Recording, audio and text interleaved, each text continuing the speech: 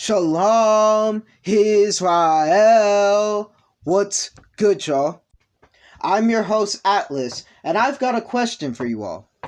So, you know that moment when you stumble across a random YouTube animation and think, okay, this will be good enough for a laugh, and then somehow it's actually better written than a multi-million-dollar show about singing demons? No? Just me? Well, yeah, that's Madtown. The show that proves you don't need a budget, you just need a backbone. Today we're diving into Madtown, the tiny indie series that quietly did everything right that Has-Been Hotel and Hell of a Boss did wrong. Because while Pop's Hellaverse might look incredible, sometimes all that fire and brimstone just hides some weak storytelling under the hood. Now, before we continue this video, I would like to clarify that this isn't a bash video. Now, I know that previous statement might make it hard to, clarify that, to make it clear that this isn't a bash video on any of Pop's works. Because, despite all of its other many problems, I tend to actually really like the animation for Vizzy's works. Right? Like, the animation is pretty good, but, there's a bunch of other problems that, this video isn't going to get into, because unlike our videos, this is a bash video. This is simply to bring attention to a series that I believe deserves attention, which is Madtown. So just, disclaimer, again, this is a bash video, okay? This isn't me bashing the series, this is simply a simple comparison, right? Whether or not you agree with my comparison is completely up to you, but it's still just a comparison. And with that, let's get into the video. So, for the uninitiated, what even is Madtown? Well, it's a YouTube animated series created by Marcus S. It follows Mark, a socially awkward college student who finds the Necronomicon, and as you do, uses it to summon the Grim Reaper to help him win over his crush, Heather. So, as a surprise to absolutely no one, the deal, of course, goes horribly wrong. And instead of becoming a smooth-talking ladies' man, Mark ends up with a walking disaster buddy named Charlie the Grim Reaper. From there, chaos ensues. Fantasy realms, dead sidekicks, angry exes, all wrapped up in dark humor that somehow still feels grounded. The main crew includes Mark, Charlie, Heather, Catherine, who's Charlie's ex, and Junior, the poor guy Charlie accidentally kills and spends half the show trying to help. The show is a messy, heartfelt ride. But underneath all that absurdity, Madtown does something few adult animations manage anymore. It earns its emotion. And with that, let's talk protagonists. Both Madtown's Mark and Has-Been Hotel's Charlie Morningstar are written to be naively optimistic in worlds that clearly don't deserve them. The difference? One is painfully self-aware about it. Charlie Morningstar wants to redeem the souls of hell, which on paper is a fantastic premise. But Has-Been Hotel never commits to the irony of her optimism. She's a walking pep talk surrounded by trauma corn. Mark, meanwhile, knows he's an idiot. His optimism doesn't come from ignorance, it comes from desperation. He's lonely, he's awkward, and he's willing to break reality itself just to feel wanted. And in a weird sort of way, that's relatable. Mark isn't trying to fix hell, he's just trying to fix himself.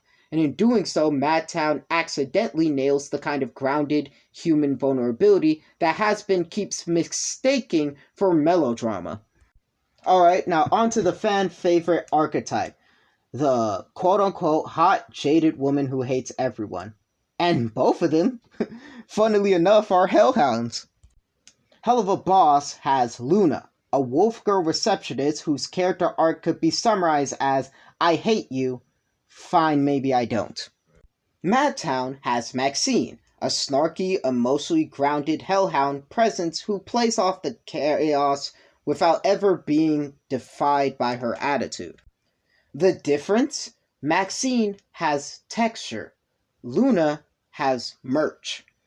To basically summarize what I mean, Luna's whole deal is being mean and quote-unquote hot, until the plot demands tears.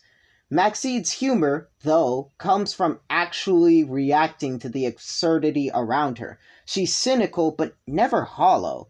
It's like the writers of Madtown remembered that sarcastic isn't a personality type, it's a flavor. And I believe that, truthfully, that's the small distinction that gives Madtown's cast real chemistry. Something Hellaverse fumbles every time it trades dialogue for improv yelling. And here's the thing about Fizzy Pop's world building. Again, this is a bash video, but I just feel like I need to say this. It's loud. Every episode feels like three subplots having a panic attack at the exact same time.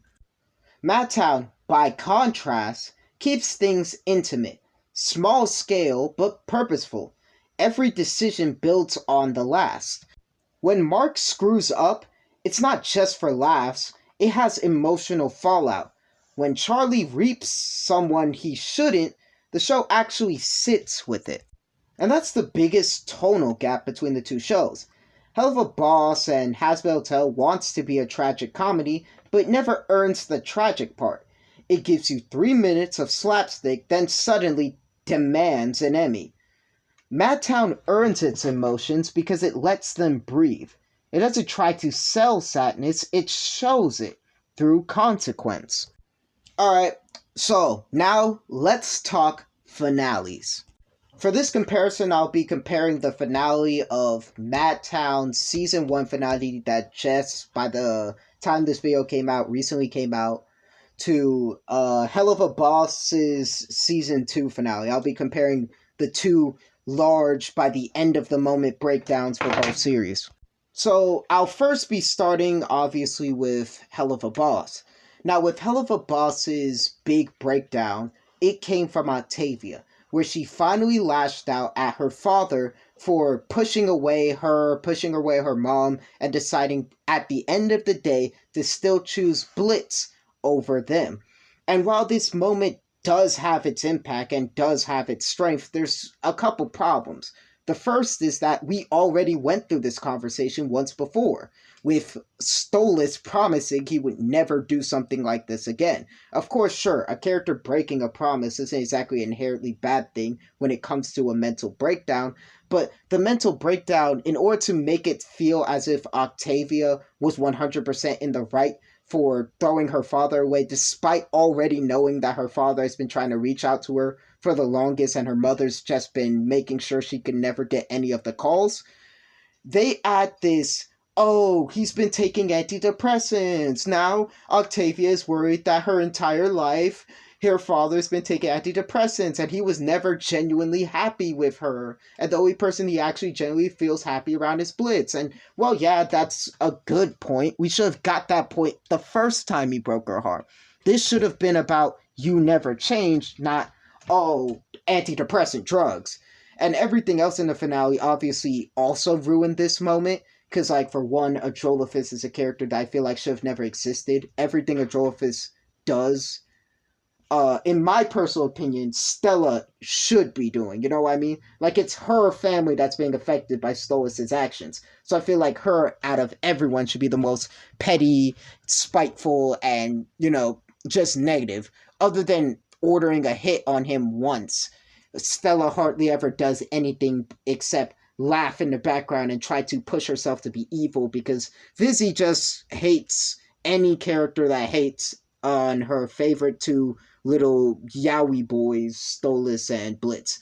They're always viewed as the villains in the moment, so, but again, this isn't a rant video about that. I realized I start rambling for a moment, so I'll just get to Madtown already. Right, so anyway, where was I? Right.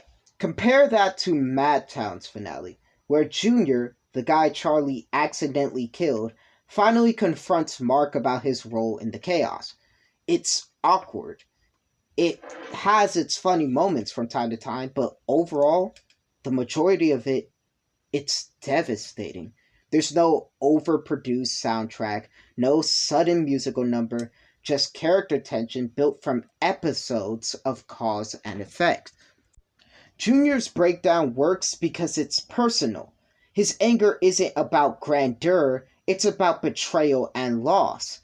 It's proof that emotion doesn't come from scale, it comes from sincerity. The wildest part?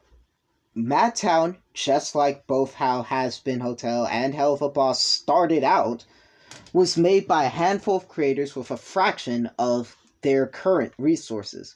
And somehow it feels more alive than the entire studio of Spindlehorse. That's the beauty of indie animation. It's not beholden to the algorithm or merch tables, it's beholden to a story. So, what makes Madtown so good? It's not perfect. The animation's janky, the pacing's sometimes weird, but it cares. Every character choice means something. Every joke comes from character, not irony. Meanwhile, Hell of a Boss and Has Been Hotel often confuse loudness for life. They try to show death through trauma instead of growth. And by show, I mean tell, because most of the characters within both Has Been Hotel and Hell of a Boss tend to talk about how they're traumatized, or all these dark things that's happened to them, or, oh, how I do these things within my life, or how I act this certain way, because at the end of the day, this bad thing happened to me, rather than just letting the audience be smart enough to see this. That's one of the biggest problems I have with both Hell of a Boss and Has Been Hotel. But again, this is not a bash video. I must emphasize this as many times as I can. This is a video purely based on comparison. I'm just comparing two series, alright? Madtown proves you don't need to scream to be heard. It's heartfelt. It's stupid. It's human.